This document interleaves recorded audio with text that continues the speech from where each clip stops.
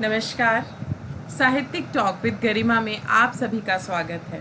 जैसा कि आप सभी जानते हैं, इस पटल पर प्रत्येक रविवार हम हाजिर होते हैं एक जाने माने साहित्यकार के साथ, जिनके साथ हम चर्चा करते हैं उनकी साहित्यिक यात्रा के बारे में। और आज जो सुप्रसिद्ध साहित्यकारा हमारे साथ जुड़ी हुई हैं, वो हैं डॉक्टर आरती सिंह। डॉक्टर आरती ने आगरा विश्वविद्यालय से पीएचडी की है। उन्होंने जेंडर संवेदनशीलता, महिला सशक्तिकरण, पर्यावरण संरक्षण, स्वच्छ Bharat mission, clean Ganesh, green Ganesh, Sawai Madhopur क्षेत्र की परंपरागत कला एवं जीवंत विरासत और संरक्षण पर शोध किया है। आरती जी रोटरी क्लब की प्रेसिडेंट भी रही हैं। इनर व्हील क्लब में भी ये 4 वर्षों तक लगातार प्रेसिडेंट रही हैं। Indian national trust for art and cultural heritage में भी ये एडिशनल को कन्वीनर रही हैं। इंडियन रेड क्रॉस सोसाइटी जिला शाखा की सदस्य हैं। रणथंबोर सोशल ग्रुप में भी ये एक्टिव सदस्य रही हैं। Special environment surveillance task force में भी सदस्य हैं। राजस्थान हॉकी की भी ये उपाध्यक्ष हैं और हॉकी इंडिया की एग्जीक्यूटिव मेंबर हैं। इसके साथ ही महिला की शिक्षा और निराश्रित बच्चों के प्रति उनके लिए भी जो ये सेवा कार्य करती ही रहती हैं। आरती जी ने महिलाओं की शिक्षा, निराश्रित बच्चों की पढ़ाई का भार जो है वो भी वहन किया हुआ है। दिव्यांग बच्चों को समय समय पर वस्त्र, स्वेटर, कंबल वितरण और आर्थिक सहायता जो है प्रदान करती हैं। उपेक्षित और उपचारी बालक बालिकाओं की समस्या और उनके निवारण भी मैम जो है उसमें भी पूरी तरह से इन्वॉल्व रहती हैं। इसके साथ ही मैम पारिवारिक परामर्श केंद्र पर भी मैम परिवार के जो विवाद रहते हैं उनके निपटाने का कार्य करती हैं। साथ में मैम खेल से भी जुड़ी हुई हैं। मैम जो हैं वो द्वितीय एशियन इंडोर गेम्स मकाऊ 2007 में टेक्निकल ऑफिशियल के रूप में जो है मैम ने भाग लिया। हॉकी राजस्थान में लगातार कई वर्षों से उपाध्यक्ष के रूप में कार्यरत हैं। हॉकी इंडिया की एग्जीक्यूटिव बोर्ड मेंबर हैं। हॉकी इंडिया में एंटी करप्शन कमेटी के सदस्य के रूप में भी मैम नियुक्त हैं। उसके साथ ही मैम की स्वच्छता अभियान में भी भागीदारी है। महिला सशक्तिकरण की दिशा में भी ये अनेक कार्य कर रही हैं और सॉफ्ट स्किल और कम्युनिकेशन ट्रेनर जो है उसके रूप में लगातार कार्य कर रही हैं। शिक्षा के क्षेत्र में मैम 33 वर्षों से हैं और अभी जो है मैम प्रोफेसर के पद से जो है मैम रिटायर हुई हैं। उसके साथ ही मैम सवाई माधोपुर की विरासत से जुड़े कार्य भी कर रही हैं। मैम ने जो है सवाई माधोपुर की जीवंत विरासत पर डॉक्यूमेंटेशन का कार्य किया है।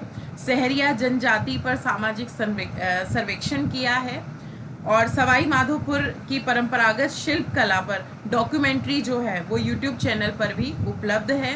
पर्यटन क्षेत्र के जो है उसमें भी योगदान देने के लिए मैम को प्रशंसा पत्र प्राप्त है और इसके साथ ही अलग विभिन्न समाज सेवी संस्थाओं द्वारा मैम को प्रशस्ति पत्र और सम्मान पत्र भी दिए गए हैं। साथ में मैम अनेक राष्ट्रीय और अंतर्राष्ट्रीय के जो कार्यक्रम हैं उनमें काव्य गोष्ठी भी करती रहती हैं और इसके साथ ही लिस्ट बहुत लंबी है तो मैं इतना ही पढ़ पाई हूँ। मैम बहुत अच्छा लगा आज आप समय निकालकर हमारे पटल पर आई हैं और आपने अपना इतना कीमती समय हमारे लिए निकाला है, इसके लिए बहुत बहुत आभार। और हम हमारे मंच पर आपका स्वागत करते हैं। आपको देखकर हम 2 पंक्तियाँ जो हैं वो कहने का मन कर रहा है कि दिलों में विश्वास पैदा करता है, दिलों में विश्वास पैदा करता है, हम सब में कुछ आस पैदा करता है। मिट्टी की बात तो अलग है, मिट्टी की बात तो अलग है, ईश्वर तो पत्थरों में भी घास पैदा करता है। तो मैम जिस तरह के जज्बे के साथ आप समाज सेवा में लगी हुई हैं, आप राजस्थान के लिए जो उसकी विरासत के लिए आप लगी हुई हैं, आपके लिए जितने शब्द कहे जाएं वो बहुत कम है। मैम आपका हमारे पटल पर हार्दिक स्वागत है। धन्यवाद गरिमा जी, आपने जो इतना परिचय दिया इसकी कोई आवश्यकता नहीं थी, पर सबसे पहले तो मैं आपके दर्शकों के लिए और आपके लिए जो स्नेह अभिवंदन करती हूँ और आपके इस प्यार को अपनी आँखों में बसा के रखूँगी और आपने जो मुझे दिल से याद किया, उस स्मृति को मैं अपने जीवन में हमेशा एक नए अनुभव के रूप में स्वीकार करूँगी और कोशिश करूँगी कि मैं कुछ आपके मतलब जो आपकी अपेक्षाएँ हैं, उन पर खरी उतर सकूँ। वैसे मैं कुछ नहीं है, लगातार जीवन एक सतत प्रक्रिया है। हम लगे बिल्कुल। रहते हैं और अपने कार्य में लगते हैं। बस ईश्वर जो कहता है ब दैव जो हमें देता है मैं कहूँगी प्रेरणा, बस उसी जी। प्रेरणा से मैं चलती रहती हूँ। धन्यवाद, आपने मुझे इस पटल पर बुलाया।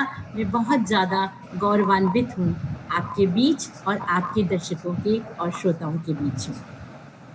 तो मैम सबसे पहले हम शुरुआत करते हैं कि आप ने जो अपनी पढ़ाई है वो शादी के बाद भी आपने विवाह उपरांत भी जारी रखी। आपने पीएचडी जो है शादी के बाद की। तो फिर लेखन और इस सब में आप कैसे जुड़ी? जी, आपने बहुत अच्छा प्रश्न किया।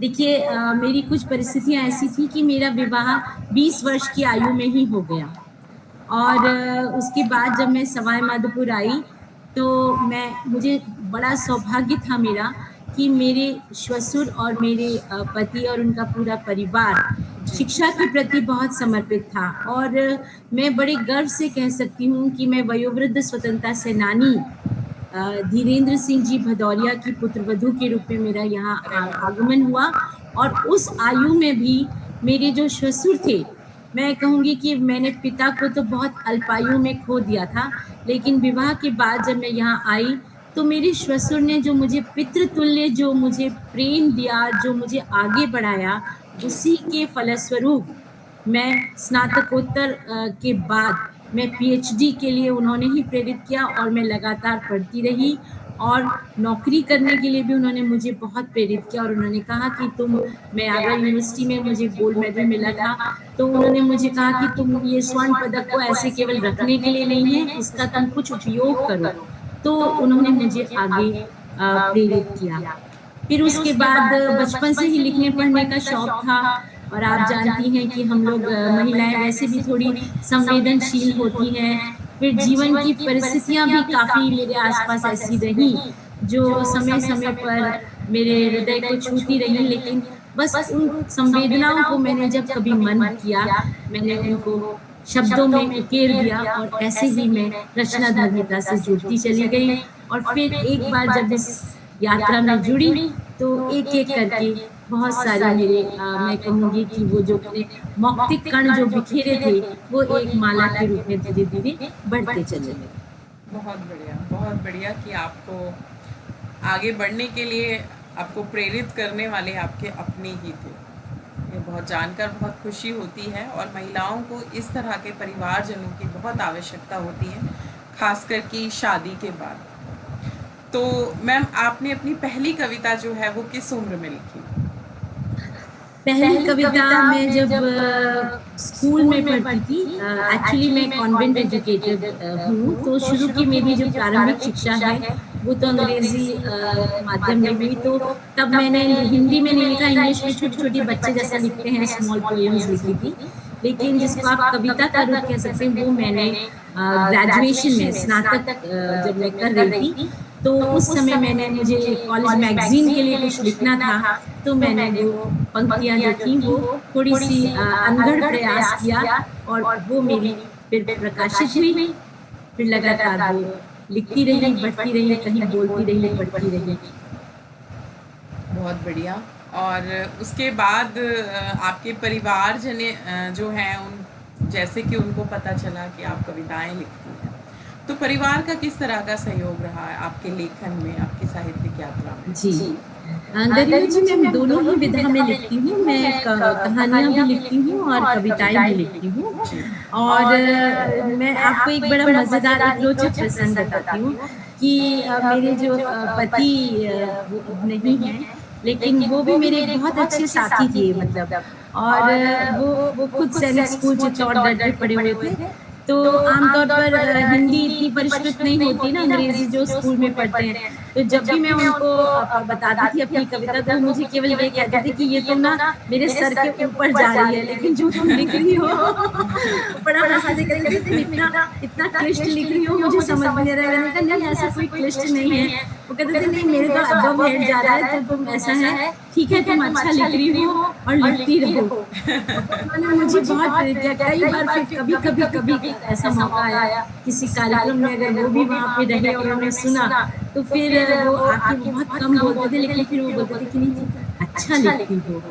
तो बस यही एक देखिए प्रेरणा मिलती रहती है जब हम लिखते रहते हैं किसी के लिए। जी, बहुत अच्छे। और अगर जीवन साथी का सहयोग मिल जाए तो मुझे लगता है कि इस जीवन के पथ पर आगे बढ़ना थोड़ा आसान हो जाता है, थोड़ा कम मुसीबतों भरा हो जाता है। जी जी जी। और ये बहुत अच्छी बात है कि आपको ऐसे जीवन साथी मिले जिन्होंने आपका पूरा सहयोग किया, आपका पूरा साथ दिया। मैं आपको एक और बात बताती हूँ कि जब मेरी सगाई हुई थी, तो आप सोचिए कि मैं 20, जैसे मैंने आपको कहा 20 वर्ष की आयु में ही मेरी विवाह हो गया था, तो 19 वर्ष की आयु में मेरा सगाई हुई। तो पहली बार मैंने एक प्रेम गीत लिखा, और वो गीत जो था वो मैंने मतलब अपने दिमाग में देखे। आप सोच सकती हैं कि उस समय जो किशोरी मन की जो सुकोमल भावनाएं हैं, तो मैंने उन भावनाओं को शब्दों में उकेरा था, और वो मेरा एक गीत है। वो मैंने उनके सबसे पहले समर्पित के लिए किया था, मेरे पति के लिए। तो फिर बाद में वो हंसते भी थे कि अच्छा लिखा है तुमने। अच्छा लगता है, मतलब बहुत अच्छा है। बिल्कुल एक संवेदनशील हृदय होता है हर कविता के पीछे, हर गीत के पीछे। और अच्छा है कि आप इतना संवेदनशील हृदय रखती हैं।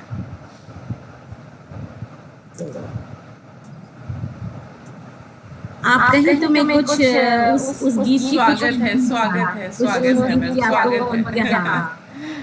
देखिए मैंने कहा कि वो ऐसा हमेशा ही हम अनघड़ प्रयास करते हैं। मैं ये तो नहीं कह सकती कि मैं कोई बहुत श्रेयस कवित्री हूँ, लेकिन जो भी मन में आता है मैं उनको शब्दों में उकेर देती हूँ। तो ये मेरी जो कविता है, जो मैंने अपने पति को समर्पित करते हुए लिखी थी, उस समय मतलब सगाई के समय की बात है, अपने मंगेतर कह सकती हूँ।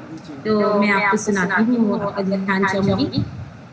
जाने कौन सखी मेरे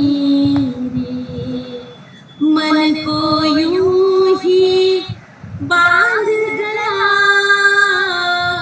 जाने कौन सखी मेरे देह पाखों पर उड़ते मन को, देह पाखों पर उड़ते मन को, कस्तूरी गंधाई गया, जाने कौन सखी मेरे डाल रेशमी आंचल में मुखड़ा भी छुपाया था,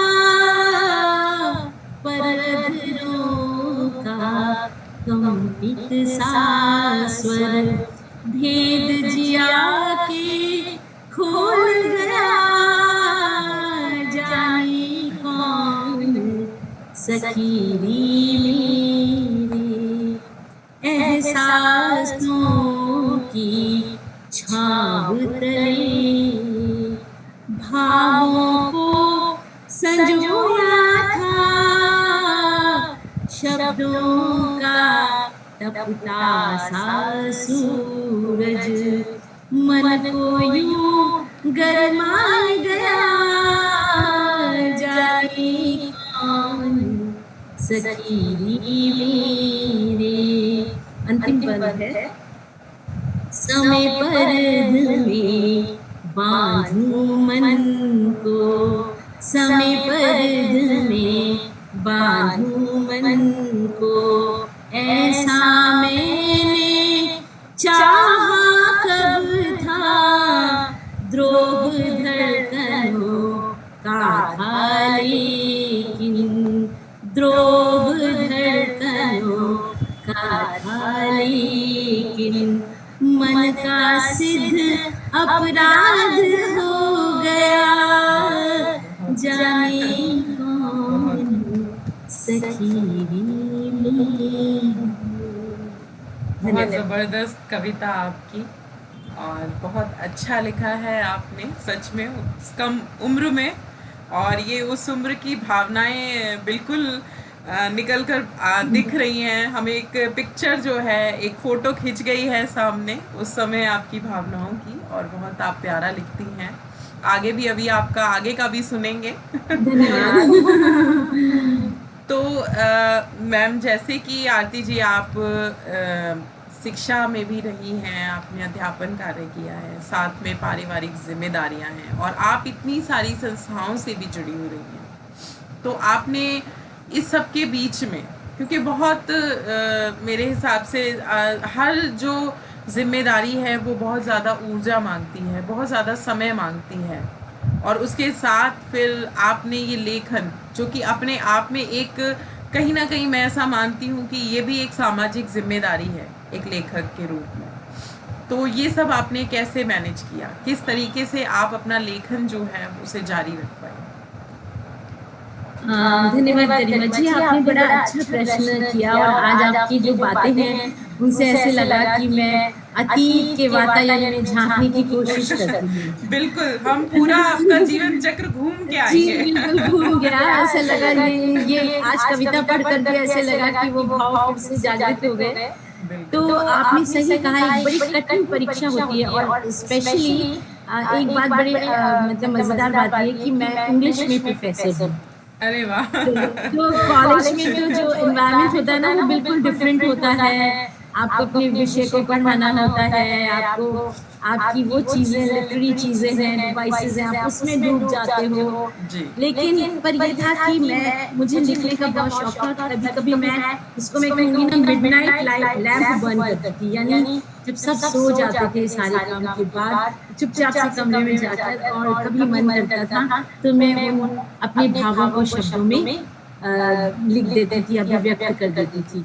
तो वो एक बड़ी, क्योंकि दिन भर आपकी बातें, और आप जानते हो कि हम महिलाएं हैं, अपने परिवार में हैं, सास ससुर के साथ जब रहते हैं, तो बहुत सारी चीज़ें हैं जिनको आपको संभालना होता है। तो मैं उन सब चीज़ों में इस तरीके से ऐसे सामंजस्य बैठाती थी कि लेखन को मैं फुल टाइम तो नहीं कर पाई थी, पूरा एक कार्य ही, पर लेखन कभी-कभी, पर या तो कोई मतलब असल में क्या है कि भावों की एक वो होती है, अतिरेक होता है। कभी-कभी आप बहुत खुश होते हो, तब भी आपका मन करता है, और कभी-कभी आप बहुत उदास होते हो, और आपको ऐसे लगता है कि आपकी इस उदासी को किससे आप कह सकोगे, किसके कंधे पर आप सिर रखकर उस बात को कह पाओगे। तब आपको एक पेन और पेपर आपको मिलता है, जब वहाँ पर जाकर आपको लगता है आपने अपनी सारी बात लिख दी, और लिखने के बाद फिर आप अपने आप को बहुत ऐसा तनाव मुक्त सा महसूस करते हो। तो इस लेखन ने मुझे ज़िंदगी में बहुत कुछ सिखाया, और बहुत कुछ, जिसको मैं कहूँगी कि एक कैथार्सिस मुझे मिला, यानी मेरे सारे जो उद्वेग था ना मन का, वो निकल जाता था, और फिर मैं सुबह फिर मुस्कुराती हुई, हँसती हुई रोज़ की अपनी दिनचर्या में व्यस्त हो जाती थी। तो मैं सोचती हूँ रचना धर्मिता हमें कई बार बहुत चीज़ों से बहुत सशक्त भी बनाती है, और बहुत मदद भी करती है। जी। तो जैसा कि आप इंग्लिश की प्रोफेसर रही, ये मतलब एक अपने आप में एक बड़ा ही मतलब क्या कहें कि आप इंग्लिश की प्रोफेसर होते हुए आप हिंदी में लिखते हैं, क्योंकि दोनों ही चीज़ें क्वाइट अपोजिट हैं, बिल्कुल अलग हैं। इंग्लिश बिल्कुल अलग, मुझे लगता है कि हिंदी में हम ज़्यादा अच्छे से एक्सप्रेस कर पाते हैं, हम अपनी भावनाओं को बहुत अच्छे से कह सकते हैं, हम कविताएं ज़्यादा अच्छी लिख सकते हैं। इंग्लिश में मुझे लगता है कि शायद शब्द हमारे कम होते हैं, या फिर हम ये कहें कि इसका कारण ये भी है कि हमारी मातृभाषा जो है वो हिंदी है, हम बचपन से लिखते पढ़ते सुनते सब हिंदी में आए हैं, तो हम जाहिर भी हिंदी में अच्छा कर पाते हैं, हम अपनी भावनाओं को अच्छा व्यक्त कर पाते हैं। तो इसके साथ ही मैम अब अगला सवाल मैं आपसे करना चाहूँगी कि आपने जो भी लेखन किया वो किन विषयों पर आधारित रहा, मुख्यतः आपने किन विषयों पर लिखा? देखिए एक्चुअली कोई एक मैं उसमें वो तो नहीं कह सकती कि कोई एक विशेष है, पर एक स्त्री मन मतलब देखिए मेरी जो दृष्टिकोण रहा, वो स्त्री मन की भावनाओं को समझने का कई बार प्रयास किया। कई बार खुद के ऊपर घटा, उसको अनुभूत किया और उसको शब्दों में व्यक्त किया। कई कई बार दूसरों को देखा, दूसरों के दुख दर्द को देखा तो फिर उसको भी व्यक्त किया। तो अपने आसपास के परिवेश में मैं कहूँगी कि मतलब जैसे ये बहुत अच्छी पंक्तियाँ मैंने पढ़ी थी कि उनकी दुआओं का वो असर ऐसा कि मेरा आँसू उनकी पलकों से उठाया जाए।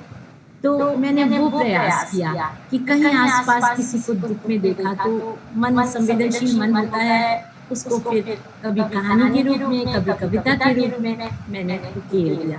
और कभी-कभी जब मैंने आपसे कहा कि मैं बहुत खुश हुई, तो मैंने अपनी खुशी को भी शब्दों से बाँटा। शब्द मेरी सहेली थे और कभी मैं बहुत दुखी हुई, तो मैंने उस दुःख को भी अपने शब्दों से बाँट लिया। तो शब्द मेरे साथ बड़े अच्छे रहे, वो मेरे साथ खेल आँख मिचौली भी करते रहे, खेलते रहे और मैं बस शब्दों की दुनिया में ही अपने आप को पाकर बहुत कुछ खुश रही। बहुत खूबसूरत। ये एक प्रश्न है जो मैं अक्सर इस प्रोग्राम में हमारे जितने भी साहित्यकार हमसे जुड़ते हैं मैं उनसे पूछती हूँ। अक्सर जब हम लेखक कुछ भी लिखते हैं तो लोग कहीं ना कहीं उससे हमें जोड़ते हैं। अगर हम कोई ऐसी रचना पढ़ते हैं जिसके लेखक के बारे में हम नहीं जानते हैं तो हम उसकी प्रशंसा कर सकते हैं, लेकिन जैसे ही हमें पता चलता है अरे इसकी लेखिका आप हैं, तो मैं उसको कहीं ना कहीं कनेक्ट करने की कोशिश करूँगी कि आपके ये कहीं आपके जीवन से जुड़ी हुई तो नहीं है, ये जो दुख आपने दिखाया है ये आपके जीवन से तो नहीं जुड़ा हुआ है, ये प्रेम की जो बात आपने की है ये कहीं ना कहीं आपकी अपनी बात है। तो ऐसा ज़रूर होता है खासकर स्त्रियों के साथ। तो क्या आपके जीवन में भी ऐसा कोई किस्सा है? देखिए, मैं आपको एक बात कहूँगी जो मैंने अपनी इस मेरी कि पुस्तक है जब मिलोगे मुझसे, उसमें मैंने लिखा था कि मैंने कोशिश की कि संवेदनाओं को बोलना सिखाया जाए। क्योंकि जब वो बोलेगी तभी इंसान में संवेदनशीलता आएगी। बिल्कुल। तो मन एक कोरी स्लेट है, उस पर मैं कुछ लिखती हूँ और कई बार दुनिया में हम जो सपना देखते हैं और जो यथार्थ है, उसमें गरिमा जी उम्र भर का फासला होता है। बिल्कुल। तो कुछ सपने हमारे पूर्ण हो जाते हैं, कुछ अधूरे रह जाते हैं जी। और कुछ ऐसे होते हैं जो कभी पूर्ण नहीं होते हैं, लेकिन फिर भी मेरी कोशिश ये रही कि मेरे मन में जो अंदर सपने थे, उनको मैं आज़ाद करूँ। तो आप जो कह रहे थे कि मेरी कविताओं में कहीं मेरा प्रतिबिंब आपको दिखाई देता है, तो ये बिल्कुल स्वाभाविक बात है। लेकिन कई चीज़ें ऐसी भी हैं जो मेरे जीवन में घटित नहीं हुई, पर मैं चाहती थी कि वो हों, तो उन्हें भी मैंने अभिव्यक्ति का जामा पहनाया और मैंने सोचा कि मेरी संवेदनशीलता बोलेगी, तो लोगों को अच्छा लगेगा, सुनना उनको आनंद आएगा। बहुत ही खूबसूरत बात है और इसी बात पर आपकी कोई खूबसूरत सी कविता हो जाए जो जी, आपको बिल्कुल। पसंद हो। जी, मैं मैं आपको एक ग़ज़ल आपके सामने रखना चाहूँगी जी। जो मेरी ये पुस्तक का वो भी है इसका टाइटल भी था इसी से और वो है मुझको जब मिलोगे मुझसे। तो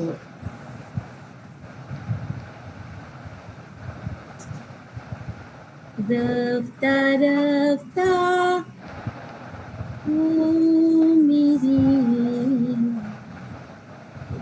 ये पेज मैंने निकाला था 1 मिनट मुझे वो दीजिए कोई प्लीज़। बात नहीं, टेक योर टाइम। हाँ, 36 पेज पर।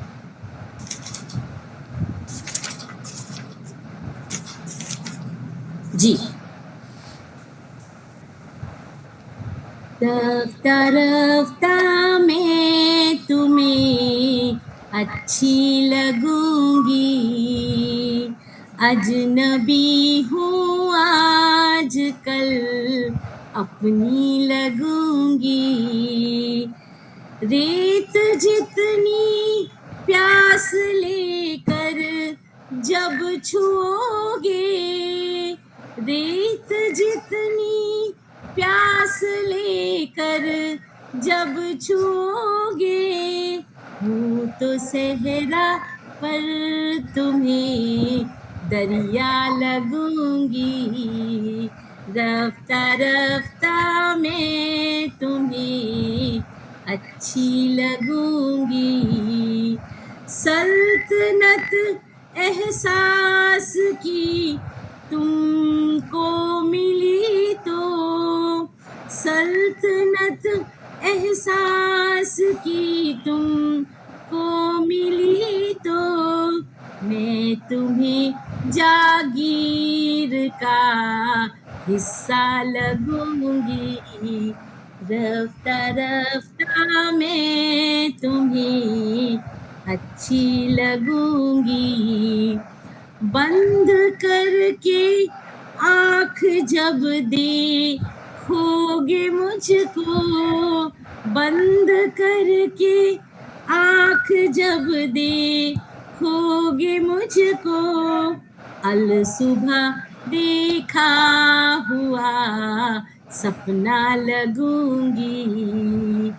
गर मुझे महसूस दिल से कर सको तो, अगर मुझे महसूस दिल से कर सको तो प्यार का बहता हुआ झरना लगूंगी।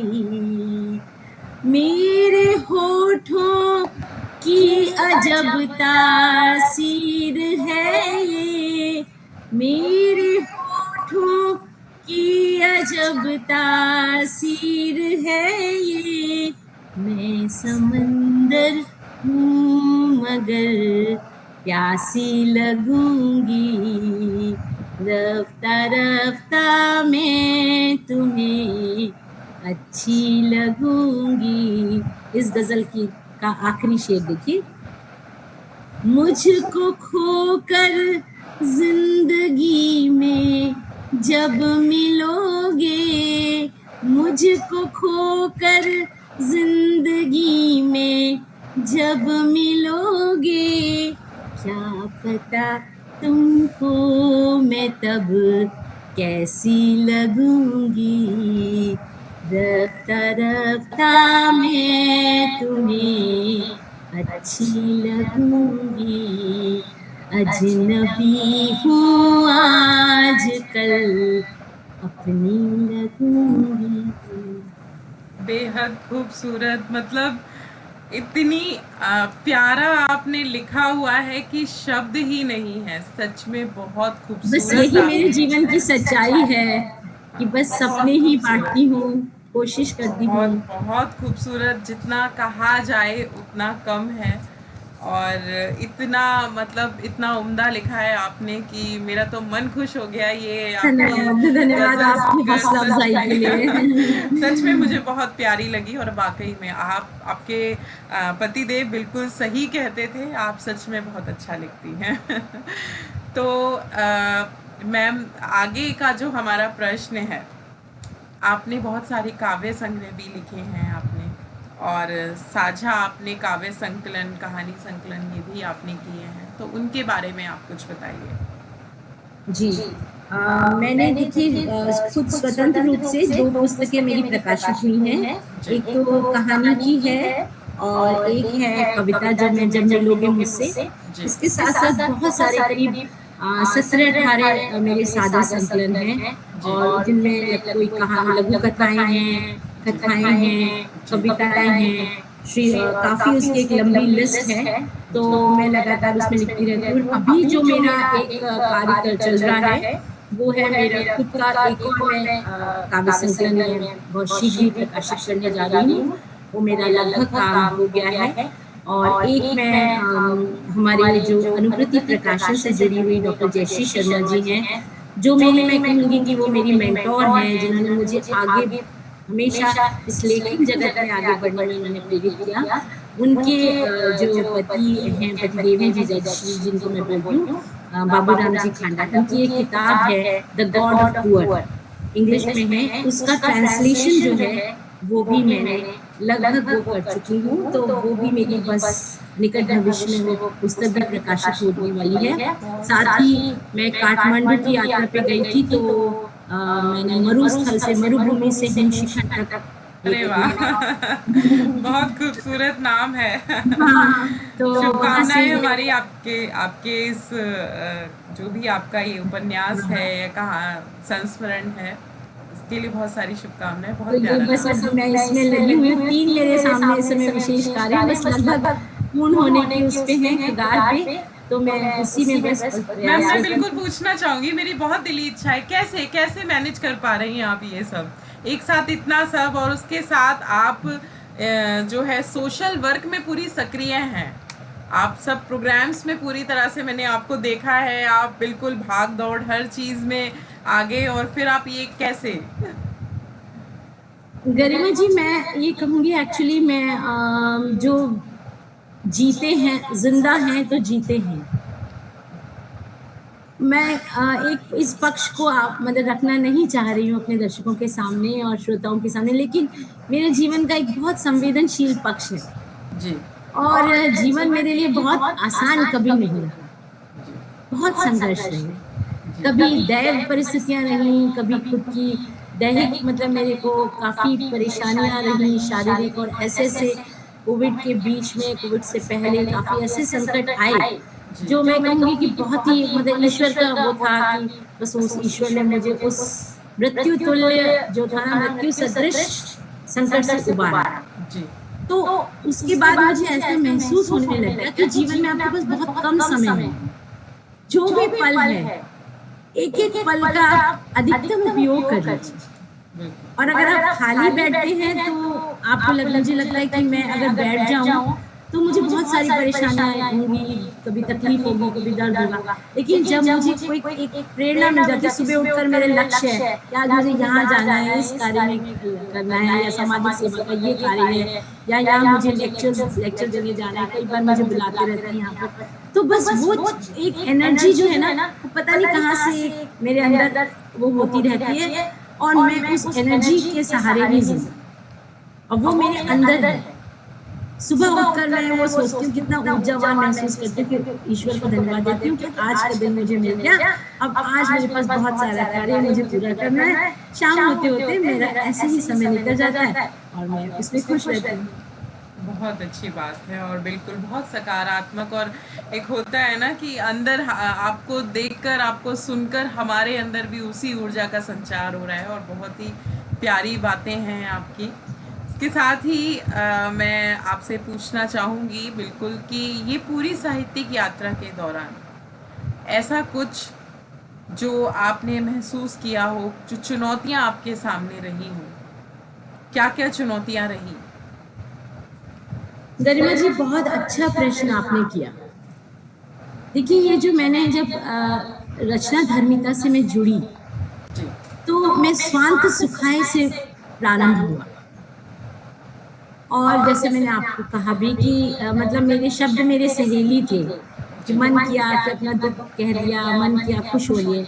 लेकिन आज जिस प्रकार से प्रतिस्पर्धा का जो युग है, वो प्रतिस्पर्धा ना रहकर बड़ा प्रतिद्वंदिता उस पर हावी हो गई है। जी और जिस प्रकार दिखावा और बहुत ज़्यादा जो मैं कहूँगी कि वो लोग जो कहते हैं जो दिखता है वो बिकता है, इस तरीके की बातें कई बार आपके मन को ठेस भी पहुँचाती हैं। तो मुझे लगता है कभी-कभी जो मेरा जोश है ना, मतलब मैं ये नहीं कह रही कि रचना धर्मिता से तो नहीं रोक सकता मुझे, क्योंकि वो तो मेरे अंदर अपने आप ही है। लेकिन कहीं जाने के पीछे एक बार मन करता है कि इतनी अंधी दौड़ क्यों?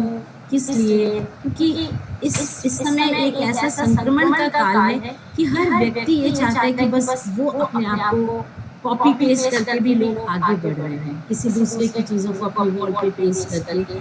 तो वो चीज़ें कभी-कभी हम जैसे लोगों को थोड़ा दुखी करते हैं। लेकिन फिर क्योंकि मैं कहती हूँ ना, स्वाभाविक रूप से हमारा स्वभाव ऐसा है कि हम रचना धर्मिता को छोड़ नहीं सकते, तो फिर जुट जाते हैं कि ठीक है, हमको तो अपना कार्य कर लेने दो, जो जिसको अच्छा लगे तो ठीक है, नहीं तो कोई बात नहीं। गीता का जो वो है कि कर्मण्येवाधिकारस्ते मा फलेषु कदाचन, और बस वही सोच कर मैं सोचती हूँ कि करते रहो। बिल्कुल, बहुत खूबसूरत आपके विचार हैं। इसके साथ ही अब आपकी कोई एक और रचना हो जाए।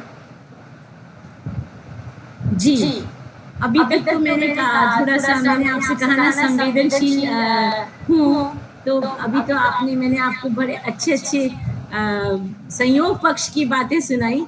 आइए आपको कुछ थोड़ा-सा वियोग पक्ष की ओर भी लेके जाती हूँ और जी, जी। मेरी एक कविता है। इस कविता के बारे में मैं ये बताना चाहूँगी कि ये कविता मैंने एक साथ बैठकर मतलब जिसको कहेंगे ना एफर्टलेसली जिसको बिना किसी प्रयास के बस मन किया और कागज पे लिखना शुरू किया और अंतिम जो कविता का बस अंत होते होते मेरे भाव वहीं पर ही भावों को मैंने विराम दिया। वो मैं आपके सामने ज़रूर साझा करना चाहूँगी और वो है मेरी कविता का शीर्षक है सन्नाटा। रात की खामोशी में रात की खामोशी में सुगबुगाते अरमानों को एक अनाम मौत दी थी सिर्फ तुमने। जानते हो सांसों के उतार चढ़ाव में न जाने कितनी बार मौत को जिया था मैंने। आंसू की स्याह लकीरें सर्द चेहरे पर बनती बिगड़ती एक रेखा चित्र बना गई थी। पलकों की कोरों में छिपा एक नन्हा सा थका सा आंसू न जाने किसकी आस में अभी सोया था। देह से मन की इस थकन भरी अंतहीन यात्रा का पड़ाव ढूंढते ढूंढते सांसों ने कब सरगोशी बंद की याद है वो पल जो खिंचते खिंचते इतना विराट हो चला था कि उसके आगोश में सब कुछ सिमट कर उभरा था सिर्फ सन्नाटा। बेहद खूबसूरत, बहुत ही प्यारी कविता और बिल्कुल ये मुझे लगता है कि सन्नाटे में हमारे जो विचार हैं वो ज़्यादा बेहतरीन तरीके से निकल कर सामने आ पाते हैं। हम जो अभिव्यक्ति है वो बहुत अच्छे से कर पाते हैं। और आपने भी मैंने भी ऐसी बहुत सी कविताएं हैं जो रात के अंधेरों में लिखी हैं। और अक्सर होता है कि जब सब सो जाते हैं और या फिर हम ये कहें कि जब हमारा दिमाग शांत होने लगता है तो कहीं ना कहीं वो विचार जो हैं वो नहीं सो पाते। लगता है उन्हें जगह चाहिए कि हमें भी एक बिस्तर दो, हम भी इस पर सोना चाहते हैं। तो रात के अंधेरों में ऐसी कविताएं जो बेहतरीन होती हैं, मुझे लगता है आपकी भी मुझे लगता है सभी लेखकों का यही हाल है। सब रात के अंधेरों में ही लिखते हैं क्योंकि अच्छे से जो थॉट प्रोसेस है वो तभी चल पाता है जब दिमाग एकदम शांत हो, जब चारों तरफ सन्नाटा हो। तो इसके साथ ही मैम अगला प्रश्न हम करना चाहते हैं कि आपकी पूरी एक साहित्यिक जो यात्रा रही है जो कि मुझे लगता है बहुत चुनौतियों से भी भरी रही, बहुत उतार चढ़ाव आपने देखे हैं, लेकिन फिर भी आप उस सब से उभर कर जो है आप यहाँ तक आई हैं, जो कि सच में काबिल तारीफ़ है और आप हम सबके लिए प्रेरणा स्रोत हैं। तो इस पूरी साहित्यिक यात्रा में ऐसा क्या रिग्रेट रहा, ऐसा कुछ जो आप महसूस करती हैं कि आपसे छूट गया? अभी तो बहुत कुछ हुआ ही नहीं है मतलब वही बात है ना अभी तो केवल एक मतलब मैं कहूँगी कि किसी पल का बहुत ही छोटा-सा अंश अभी तो वहाँ तक छुआ है और अभी तो पता नहीं कितनी लंबी यात्रा पूरी करनी है, कैसे वहाँ तक पहुँचेंगे। और जो आप कह रही हैं कि रिग्रेट जो है मेरा रिग्रेट तो यही है कि बस ईश्वर से ही प्रार्थना है क्योंकि जीवन के बारे में हमको पता नहीं है अगले पल क्या होने वाला है। तो कई बार एक अज्ञात भय रहता है कि पता नहीं आज हम हैं, कल रहेंगे, नहीं रहेंगे, अगले ही पल ये पल है बस यही हमारा है, अगला पल नहीं है। तो बस मुझे तो यही लगता है कि अभी तो मैंने इतना छोटा-सा प्रयास किया है, काश मैं कुछ और अच्छा कर सकूँ, काश मैं कुछ नई मंज़िलें अपनी मैं तय कर सकूँ। लेकिन बस मेरा जो जीवन का उद्देश्य ये है कि मैं कविताओं के माध्यम से अपनी जो बहनें हैं जिनको मैं कहूँगी महिला सशक्तिकरण का सही शब्द जो है, वो अभी तक मैं शायद उस तक नहीं पहुँच पाई। क्योंकि जब हम दूसरों के लिए बात करते हैं ना, तो गरिमा जी आपको मैं एक बात कहूँ कि हम आत्ममंथन के दौर से गुज़रते हैं और पहले खुद को झाँकते हैं अंतर्मन में कि हम उतने सशक्त हैं या नहीं। बिल्कुल, क्योंकि बिल्कुल। कहना बहुत आसान है, लेकिन करना बहुत अंतर है। जैसे मैंने पहले ही कहा था कि जो हमारे सपने हैं और यथार्थ है, उसमें उम्र भर का फ़ासला होता है। तो जो मेरा अगर आप कहेंगे एक शब्द में ये है कि जो सपने मैंने देखे थे और जो जीवन में घटती हैं घटनाएँ, उनमें बहुत उम्र भर का फ़ासला होता है और पता नहीं उम्र कब चली जाए, कब धोखा दे दे, इसका किसी को भी ज्ञान नहीं है। तो बस वही एक मेरे मन में रहता है कि काश दैव मुझे बस इस लायक बनाए कि मैं अपने आस-पास जो रहने वाले लोग हैं, उनके दुःख को सच्चे अर्थों में उनका दुःख दूर कर सकूँ, उनके आँसू पोंछ सकूँ। जी, बिल्कुल, बहुत ही आपके नेक विचार हैं और आपने अपने रिग्रेट को भी इतने सकारात्मक रूप में आपने हम सबके सामने प्रस्तुत किया। मुझे लगता है आप कोई कविता हमें ज़रूर सुनाना चाह रही हैं, तो आपका हार्दिक स्वागत है अगर कोई आपकी पसंदीदा कविता है। जी, जी। मैं आपको मैंने अब बार-बार शायद आपसे बात करते-करते मैं आपने मतलब पतिदेव का जिनको मैं कहूँगी वो मेरे बेटर हाल्फ थे और वो अचानक चले गए। कुछ ऐसा ऐसी घटना हुई जब देव ने उनको मेरे हम साथ थे और वो मुझे छोड़ के चले गए। तो बस कभी-कभी मन करता है तो उनके लिए मैंने एक कविता लिखी थी उनके नहीं रहने के बाद। वो कविता भी मैं आपके सामने साझा करना चाहूँगी। स्वागत है। हाँ, वर्ष बीत गए। आज एक वर्ष बीत गया। वही पल, वही क्षण ठहर गया। कौन कहता है वक्त गुजर गया? कौन कहता है वक्त गुजर गया? रिश्ते घावों से नया दर्द उभर गया। तुम्हारी स्मृति में जलाई समिधा, तुम्हारी स्मृति में जलाई समिधा, भविष्य सामग्री में मिलाकर श्रद्धा, तभी तो बढ़ती ज्वाला में कुछ न नजर आया, धुएं और आंसुओं से दृश्य पटल धुंधलाया। यूं आंखों से निकलकर बहे संवेग, बरसकर भी न कम हो सके उद्वेग। कौन कहता है वक्त सब भुला देता है, रिश्ते घावों का नासूर बना देता है। गूंजते रहे श्लोक और ईश नाम के नाद, किंतु इनके बीच था सिसकी का अंतर्नाद।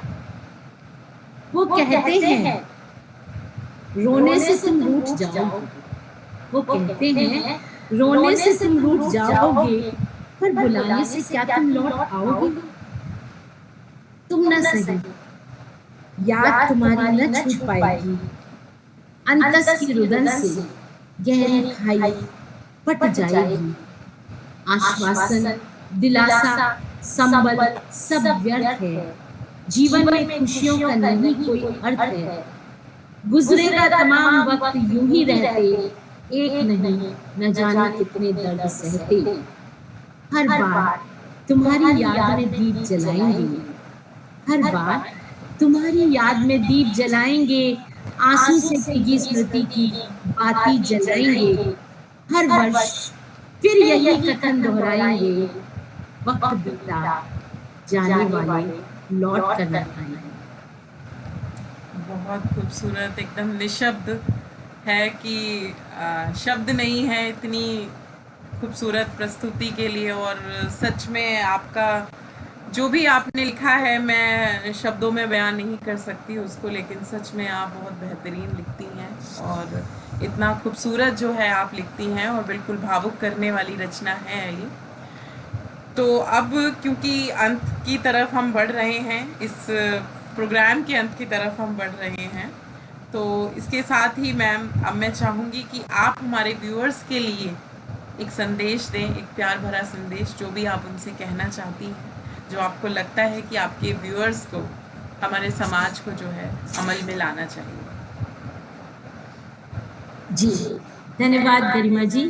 पहले तो मैं आपको हृदय के अंतरतम कोने से मैं कहूँगी आपको बहुत-बहुत साधुवाद दूँगी कि आपने मुझे अपने सुधी पाठकों और सुधी श्रोताओं से जुड़ने का मौका दिया और आप जैसे व्यक्तित्व ने मुझसे आप रूबरू हुईं, तो आपने जो मुझे ये एक अवसर प्रदान किया, उसके लिए मैं आपका हृदय से बहुत-बहुत धन्यवाद देती हूँ और साथ ही मैं सिर्फ़ ये कहूँगी कि ठीक है, जीवन में सुख और दुःख तो आते ही रहते हैं, लेकिन हमारे जीवन का संघर्ष लगातार चलता रहता है और हमारी जो जीत उसमें है, अगर हम अपने हौसलों को रखेंगे, हमारे अगर हौसले, हमारे हमारी सोच क्योंकि सुख और दुःख कहीं नहीं है, सिर्फ़ हमारे मनोमस्तिष्क में है।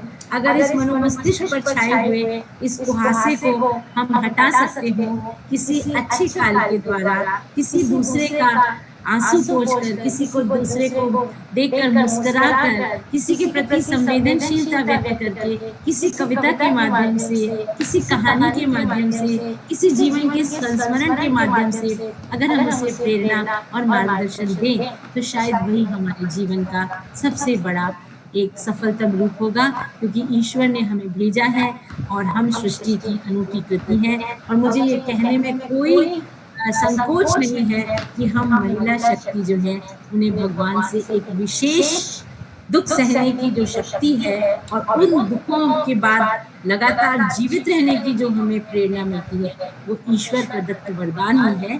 तो मैं अपने सुधी पाठकों से कहूँगी कि आप कभी हारिए मत, कभी रुकिए मत, क्योंकि रुक गए तो फिर हम वहीं पर रह जाएँगे और चलते रहे अनवरत, तो फिर हम इसी प्रकार आगे बढ़ते रहेंगे, उत्तरोत्तर प्रगति करते रहेंगे। तो आरती जी ने जो कि इतना सब लिखा है, उनके जो है संकलन जो है, काव्य संकलन, कथा संग्रह 6 से ज़्यादा जो है उनकी पुस्तकें प्रकाशित हो चुकी हैं, 20 से ज़्यादा उनको सम्मान मिल चुके हैं और साथ ही राष्ट्रीय और अंतर्राष्ट्रीय संस्थाओं पर, सम्मानित संस्थाओं पर मैम जो है उनसे जुड़ी हुई हैं। इसके साथ ही मैम मतलब इतना समय निकाल कर आई, तो मैम को बिल्कुल धन्यवाद देना बनता है और हम बहुत बहुत आभारी हैं मैम के कि आपने अपने कीमती समय में से निकाल कर हमें इतना जो है 1 घंटा आपने हमें दिया पूरा, और इतने अच्छे से आप जुड़ी और आपने साहित्यिक यात्रा जो है अपनी, वो हम सबके साथ अपनी संवेदनाएं, अपने काव्य कृतियाँ हमारे साथ साझा की। हमें बहुत अच्छा लगा।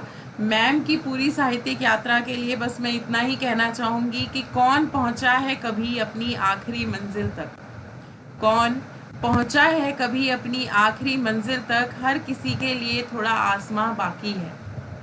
ये तुम्हें लगता है कि तुम उड़ने के काबिल नहीं हो, ये तुम्हें लगता है कि तुम उड़ने के काबिल नहीं हो, सच तो ये है कि तुम्हारे पंखों में अभी उड़ान बाकी है, सच तो ये है कि तुम्हारे पंखों में अभी उड़ान बाकी है। तो मैम बहुत सुंदर आपने अभी बहुत अच्छी बहुत बात सारी कही। चीज़ें हैं, जैसे कि आपने कहा अभी ऐसा बहुत कुछ है जो आपको जो है आगे करना है। आपके आगे के जो भी प्लान्स हैं, आपकी आगे की जो भी योजनाएं हैं, उन सब के लिए आपको बहुत बहुत शुभकामनाएं। और इसके साथ ही आपने अपना जो कीमती समय हमें दिया, उसके लिए हम पटल की ओर से आपको जो है हार्दिक आभार प्रकट करते हैं, आपका हार्दिक धन्यवाद। और इसके साथ ही हम अपने व्यूअर्स से भी विदा लेते हैं अगले रविवार तक के लिए, जहां हम फिर गरिमा जी, हाजिर होंगे। आपके लिए 2 पंक्तियाँ ज़रूर बोलना चाहूँगी पूरी जी बात, जी, है ना? धन्यवाद, स्वागत है। प्यारी गरिमा मन में नवसंचार भरती, तुम अपनी जैसी कितनी लड़कियों को प्रेरित करती, स्वस्थ रहो, जीती रहो, भाग्य को भी हराती रहो, बस यही कामना मेरी, शक्ति बन, भक्ति बन, तुम जागृत करती रहो। Thank you so much. बहुत बहुत धन्यवाद, आपने मेरे लिए पंक्तियाँ लिखी और मुझे बहुत अच्छा लगा। तो इसके साथ ही हम अपने व्यूअर्स से विदा लेते हैं अगले रविवार तक के लिए, जहां हम फिर हाजिर होंगे एक जाने माने साहित्यकार के साथ और उनके साथ साझा करेंगे उनकी साहित्यिक यात्रा के बारे में। और साथ ही आपको हमारा प्रोग्राम कैसा लगा प्लीज़ कमेंट करके ज़रूर बताइए, और तब तक के लिए आपसे विदा लेते हैं।